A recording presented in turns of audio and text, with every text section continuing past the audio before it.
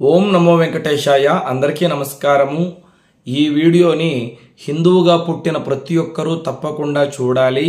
ఈ వీడియోలో చెప్పబోయేటువంటి విషయాలను అందరూ కూడా తెలుసుకొని చక్కగా మీ ఇంట్లో పిల్లలకు తెలియపరచాలి. లేకపోతే మన సనాతన ధర్మానికే చాలా నష్టము. మనము ఎప్పుడూ భగవంతుణ్ణి పూజించడము, అర్చించడం మాత్రమే కాదు, మన సనాతన ధర్మాన్ని కూడా మనము తప్పకుండా కాపాడుకోవాలి. ఇంతకీ విషయం ఏమంటే, మీలో చాలా మందికి తెలిసే ఉంటుంది. ఇప్పుడు ఫోన్ ఆన్ చేయగానే వైరల్ అవుతున్నటువంటి వీడియో, పిఠాపురంలో ఒక బ్రాహ్మణుణ్ణి అవమానించినటువంటి సంగతి మీకందరికీ కూడా తెలిసిందే కదా. ఈ విషయంతో పాటు ఇంకొక రెండు ముఖ్యమైనటువంటి విషయాలను చెప్తాను. ముందుగా ఇక్కడ చూడండి.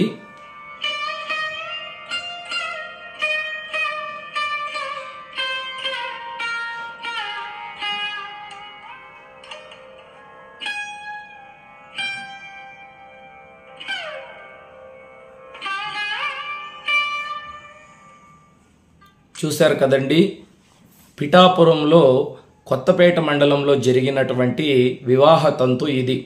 సూర్యనారాయణ శర్మ అనేటువంటి ఒక పురోహితుడు పెళ్లి చేయించడానికి వెళితే, నూతన వధూవరులు పీటల మీద కూర్చొని ఉంటే సూర్యనారాయణ శర్మ అనేటువంటి పురోహితుడు హిందూ సాంప్రదాయం ప్రకారము వాళ్లకు వివాహం జరిపిస్తూ ఉన్నాడు. కానీ ఇంతలో కొంతమంది దుర్మార్గులు వెనక నుండి వచ్చి ఆయనకు సంచి బోర్లించారు. ఆయన ఆ సంచిని తీసి పారవేసి, ఏం చేస్తున్నారు మీరు, అలా చేయకూడదు నాన్న అని చెప్పి మళ్ళీ పెళ్లి జరిపిస్తూ ఉంటే వెనక నుండి ఆయనకు వాటర్ ప్యాకెట్ తీసుకొని కొట్టారు. ఆయన అప్పుడు కోపం చేసుకోకుండా ఎంతో శాంత స్వభావంతో, అలా చేయకూడదు, దయచేసి వాళ్ళని హెచ్చరించండి అని చెప్తూ ఉంటే అక్కడ పెద్దలందరూ కూడా సిగ్గు లేకుండా, బుద్ధి జ్ఞానం లేకుండా అందరూ నవ్వుతూ ఉన్నారే కానీ అక్కడ ఈ చేష్టలు చేస్తున్నటువంటి వాళ్లను దండించలేదు, ఏమాత్రము కూడా తిట్టలేదు. మళ్ళీ పాపము ఆ పురోహితుడు వివాహం జరిపిస్తూ ఉన్నాడు. ఎందుకంటే సాధారణంగా పురోహితులు ఎవరు కోట్యాధిపతులు అయి ఉండరు కదండి. కోటీశ్వరులు అయి ఉంటే వాళ్ళు వివాహం చేయడానికి, పౌరోహిత్యం చేయడానికి ఎందుకు వస్తారు? వాళ్ళకి ఏదో జీవనాధారం 4 రూపాయలు వస్తుంది అని. ఇప్పుడు మనం కోపం చేసుకుంటే ఏం ప్రయోజనము, వెళ్ళిపోతే ఏం ప్రయోజనం ఉండదని అయినా కూడా భగవంతుడి మీద భారం వేసి ఆయన మళ్ళీ వివాహం జరిపిస్తూ ఉన్నాడు. ఎందుకంటే పురోహితుడు అంటే పురమునకు హితము కోరువాడు, అంటే ఊర్లో అందరూ బాగుండాలని చెప్పి కోరుకునేటువంటి వాళ్లే పురోహితులు. ఆయన మళ్ళీ పెళ్లి చేయిస్తూ ఉంటే వెనక నుండి పసుపు కుంకుమ ఆయన మీద చెల్లారు. అప్పుడు ఆయన కోపం చేసుకోకుండా వివాహం జరిపిస్తూ ఉంటే ఒక తడి బట్ట తీసుకొని కొట్టారు. ఇక ఆయనకు ఓపిక అనేది నశించి బ్యాగు తీసుకొని నూతన వధూవరులు నవ్వుతూ ఉన్నారు, అక్కడ ఉన్నటువంటి పెద్దలందరూ నవ్వుతూ ఉన్నారు. ఆయన ఒక జోకర్ లాగా బాధపడుతూ అక్కడి నుంచి వెళ్ళిపోతూ ఉంటే మళ్ళీ ఆయనను కొట్టడం ప్రారంభించారు. ఎంత దారుణమండి ఇది. సాటి మనిషిని గౌరవించాలి. పైగా బ్రాహ్మణుడు అంటే బ్రహ్మస్థానంలో వచ్చి కూర్చొని ఉన్నాడు కాబట్టి ఆయనను మనం భక్తి శ్రద్ధలతో పూజించాలి. దైవం మంత్రాధీనం, మంత్రం బ్రాహ్మణాధీనం, బ్రాహ్మణో మమ దేవత అంటే దేవతలు మంత్రానికి కట్టుబడి ఉంటారు. ఆ మంత్రాలు బ్రాహ్మణులు నేర్చుకుని ఉంటారు. బ్రాహ్మణులు అంటే ఇక్కడ కులం కాదు, బ్రహ్మజ్ఞానంచ బ్రాహ్మణ. ఎవరైతే వేదాధ్యయనం చేసుకొని ప్రతినిత్యము భగవంతుణ్ణి పూజిస్తూ అందరికీ కూడా మంచిని చెబుతూ శుభకార్యాలు జరిపిస్తూ ఉంటారో వాళ్ళందరూ కూడా బ్రాహ్మణులే. అటువంటి బ్రాహ్మణుణ్ణి అవమానిస్తున్నారంటే ఇక్కడ సనాతన ధర్మాన్ని అవమానించినట్లే, హిందూ ధర్మాన్ని అవమానించినట్లే. నెల రోజుల క్రితమే మనం ఇంతకు ముందే ఒక వీడియో చేసుకున్నాం.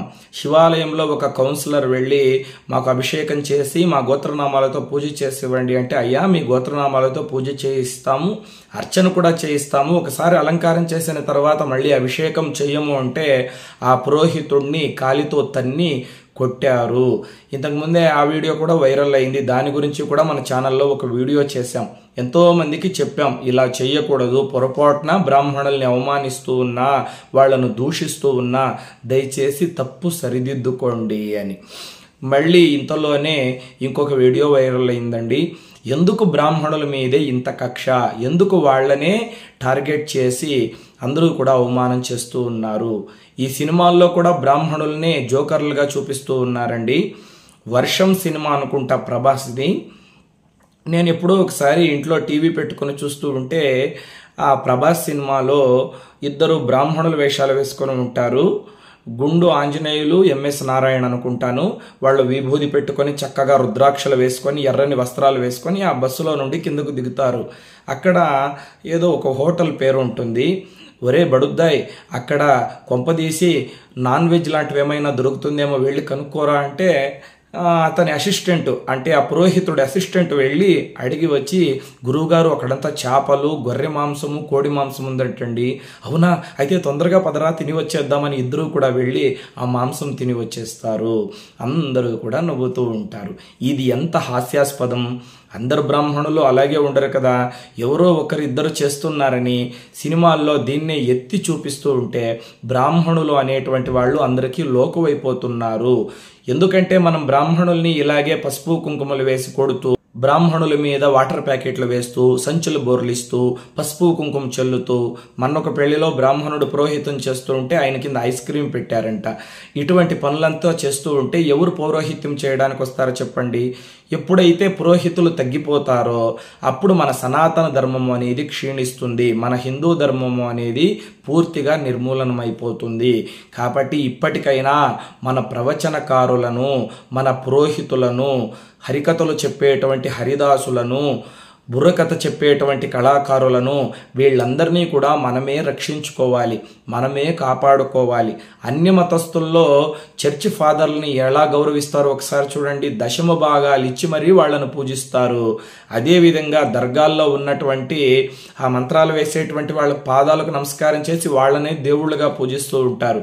కానీ మన సనాతన ధర్మంలో పురోహితులను, అర్చకులను, హరిదాసులను, ప్రవచనకారులను, కళాకారులను, విద్వాంసులను మనమే తక్కువ చేసి అవమానిస్తూ ఉంటాము, తక్కువగా మాట్లాడుతూ ఉంటాము. మనమే ఇలాగా మన సనాతన ధర్మంలో ఉన్నటువంటి గురువులను ద్వేషిస్తూ తక్కువ చేసి మాట్లాడితే మన సనాతన ధర్మం ఎప్పటికైనా క్షీణించిపోతుంది. ఎందుకు ఈ వీడియో చేస్తున్నానంటే, దయచేసి మన ఛానల్ సభ్యులందరూ కూడా మీ పిల్లలకు చెప్పండి. బ్రాహ్మణులు కనిపించగానే వెళ్ళి వాళ్ళ పాదాలకు నమస్కారం చేయమని చెప్పండి. ప్రవచనకారులు కనిపిస్తే వాళ్ళకి ప్రవచనాలు చెప్పేటువంటి వాళ్ళు గురుస్వరూపం, వాళ్ళకి నమస్కారం చేసుకోండి నాయన అని నేర్పించండి. పిల్లలకు ఇటువంటి సంస్కృతులు నేర్పించాలి. పిల్లలు ఏమైనా తప్పుదారులు పడుతూ ఉంటే కూడా ఇలా చేయకూడదు నాయన, బ్రాహ్మణులు శపించినట్లయితే మన వంశానికే చాలా ప్రమాదము, గురువులు శాపం పెట్టినట్లయితే మనం జీవితంలో అష్ట కష్టాలు పడవలసి వస్తుంది, పాతాళానికి పడిపోతాం నాయన, పెద్దలను పూజ్యులను గౌరవించాలి అని మన పిల్లలకు మనము కనీస జ్ఞానం నేర్పించాలి. ఆ దిక్కుమాలిన పెళ్లిలో వాళ్ళ పెద్దలందరూ కూడా ఎవరైతే ఈ పని చేస్తూ ఉన్నారో, ఎవరైతే ఈ తప్పు చేస్తూ ఉన్నారో వాళ్ళను ఒక దెబ్బ వేసి మందలించినట్లయితే ఈ రోజు పరిస్థితి ఇంత దాకా వచ్చేది కాదు. కాబట్టి పిల్లలు చెడిపోతున్నారంటే దానికి కారణము పెద్దలే పిల్లల్ని గౌరవించాలి. వాళ్ళు ఇటువంటి కోతి చేష్టలు చేస్తుంటే మనం నవ్వుతూ ఉన్నామనుకోండి, వాళ్ళు పెద్దలే సంతోషపడుతూ ఉన్నారని ఇంకా ఇటువంటి పనులను ఎక్కువగా చేస్తారు. కాబట్టి పిల్లలకు మంచి సంస్కృతిని, సాంప్రదాయాన్ని నేర్పించాలి. ఇక్కడ ఇంకొక బాధాకరమైనటువంటి సంఘటన చూడండి. ఇక్కడ పెళ్లి జరుగుతూ ఉంది. పెళ్లి జరుగుతూ ఉంటే వాళ్ళు స్ప్రేలు కొడుతూ ఉన్నారు, ఏవో పటాసులు అంటిస్తూ ఉన్నారు. అక్కడ ఉన్నటువంటి పూజారి గారు పాపం వయోవృద్ధుడు, ఆయనకి వయసు అయిపోయింది. ఆయన పెళ్లి కూతురు పెళ్లి కొడుకు మధ్యలో పటాసులు వెలిగిస్తూ స్ప్రేలు కొడుతూ ఉంటే పాపం భయంతో ఆ పంచని కప్పుకునేశాడు పాపం ఆయన. ఇది ఎంత దారుణమైనటువంటి సంఘటన అండి. ఇలాంటివి చాలా కనిపిస్తూ ఉన్నాయి ఈ మధ్యన సోషల్ మీడియాలో. ఎందుకంటే ఒక వివాహ వేదిక, ఒక పెళ్లి మంటపంలో మనము లక్ష్మీనారాయణుల్ని ఆవాహన చేస్తాం, పార్వతీ పరమేశ్వరుల్ని ఆవాహన చేస్తాం, అరుంధతి వశిష్ఠుల్ని ఆవాహన చేస్తాం, శచి పురంధరుల్ని ఆవాహన చేస్తాము. అటువంటి పరమ పవిత్రమైనటువంటి కళ్యాణ మంటపంలో అష్టదిక్పాలకులు, నవగ్రహ దేవతలు మొదలైనటువంటి ఋషులు అందరూ కూడా వచ్చి అక్కడ వధూవరుల్ని ఆశీర్వదించడానికి అక్కడ కూర్చుంటారన్నమాట. అటువంటి పవిత్రమైనటువంటి కళ్యాణ మంటపంలోకి చెప్పులు వేసుకొని వెళ్ళడమే తప్పు అని మన పెద్దలు చెప్పి ఉన్నారు. అటువంటి కళ్యాణ మంటపంలో ఇలా పటాసులు వెలిగిస్తూ, స్ప్రేలు కొడుతూ బ్రాహ్మణుల మీద, పెళ్లి కూతురు మీద, పెళ్లి కొడుకు మీద ఇటువంటి వికృత చేష్టలు చేస్తూ ఉంటే దేవతలు అక్కడ ఉంటారా? ఒక్కసారి ఆలోచన చేయండి. చాలామంది ఇప్పుడు తెలియకుండా అక్షతలు వేసేటప్పుడు కూడా షూలు వేసుకొని చెప్పులు వేసుకొని అక్షతలు వేస్తూ ఉన్నారు. ఇది ఎంత దారుణమండి. నూతన వధూవరులు చల్లగా ఉండాలని కదా మనం ఆశీర్వాదం చేస్తున్నాం. పూర్వము మన అమ్మమ్మలు నానమ్మల కాలంలో ఒక్కరైనా విడాకులు తీసుకున్నారా? ఒకసారి ఆలోచన చేయండి. మన పూర్వీకులు విడాకులు అనే సాంప్రదాయమే లేదు. మన తల్లిదండ్రులు మన తాత ముత్తాతలు ఎన్ని కష్టాలు వచ్చినా, కుటుంబంలో ఎన్ని సమస్యలు వచ్చినా కలిసిమెలిసి వాళ్ళు జీవించారు. ఇప్పుడు పెళ్ళైనటువంటి 6 నెలలకే విడాకులు ఎందుకు తీసుకుంటున్నారు? మనము పెళ్లి మంటపంలో చేస్తున్నటువంటి ఇటువంటి అమంగళకరమైనటువంటి పనులు.